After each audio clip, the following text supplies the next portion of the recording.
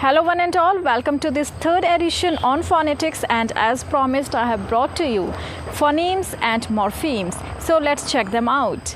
Phonemes are the smallest units of any word or language or within a language, and the study of phoneme is called phonology. Logy means to study, right? So phonemes, if we say that phonemes are the smallest words of any language or a word, then we have examples such as pen. So the P, the P sound here is called a phoneme, the smallest unit of sound, right, within the English language and in the English word pen. Similarly, if we say pin, okay, so the N sound at the end, the na sound, or even the P sound or the I sound in between, each one of these are called phoneme. Each one of these sound will be called phoneme because they form the smallest unit of the word within the English language, right? So next example could be, just say, cot, C-O-T, okay. So here also we have C sound, okay, the T sound. So these sounds are called the phonemes, okay. Now comes morphemes. So morphemes are also the smallest unit of a particular word within a language, but the only difference is that morphemes are the meaningful smallest units of the word, okay. Just say for example, anti-corruption, okay. So here anti, A-N-T-I, anti in itself is a morpheme. It's an independent morpheme, but it has its own meaning, right? Similarly, if we say like say for example uninterested, okay, uninterested, when we say, then UN forms a morpheme, but we know that UN, when we say UN, then it has a meaning, right?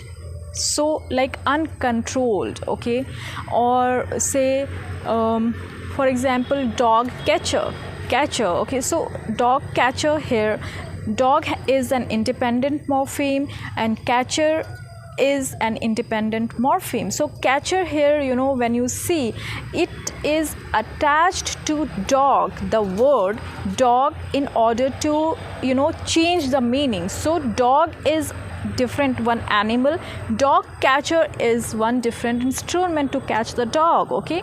Similarly we have, and the meaning changes, okay. So now similarly we have, as I took the example of uncontrolled. So controlled is one particular word, and if you add un, this morpheme, then this has the power to change the meaning of the word controlled, and so it becomes uncontrolled. Directly the opposite, the meaning changes, right? Similarly, take the word dishwasher, okay. So dish has one particular meaning, means the plates, the cups, and the bowls where you eat, in which you eat. So dish washer, okay. Washer is a different word, but when this morpheme, these two morphemes, washer comes with the first word like dish, okay, then the meaning changes, then it becomes something, the liquid or powder, whatever it is, or the instrument, which is called dishwasher, and the meaning changes. So morphemes here are different from phonemes in a way that the morphemes are themselves meaningful smallest units, plus they also have the power to change the meaning when attached with another word. Why? How they have this power to change the meaning of another word? Only and only because they are themselves meaningful, okay. Un, right. Similarly washer, okay, washer in itself is meaningful, okay. So if you attach washer with another word, dishwasher, car washer, okay, so the meanings change. The meaning of car no longer remains the same as an ordinary car, it changes into a car washer, right? Similarly mouse catcher, okay, mouse is different, catcher is different, but if you attach catcher with mouse, then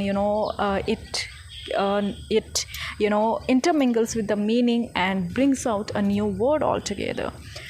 Whereas it's not so in case of phonemes, because they are just the smallest unit which you speak in the due course of time in a particular language, in the words. Okay, so like pin, tin, socks. Okay, so each and every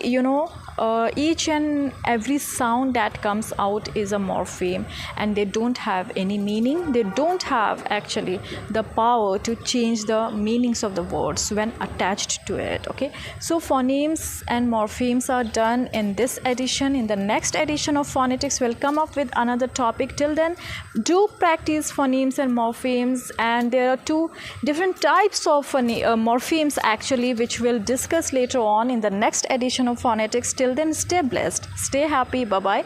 This is the Indian Institute of Studies and Services with me, Sanya Khan, where you study, succeed and serve.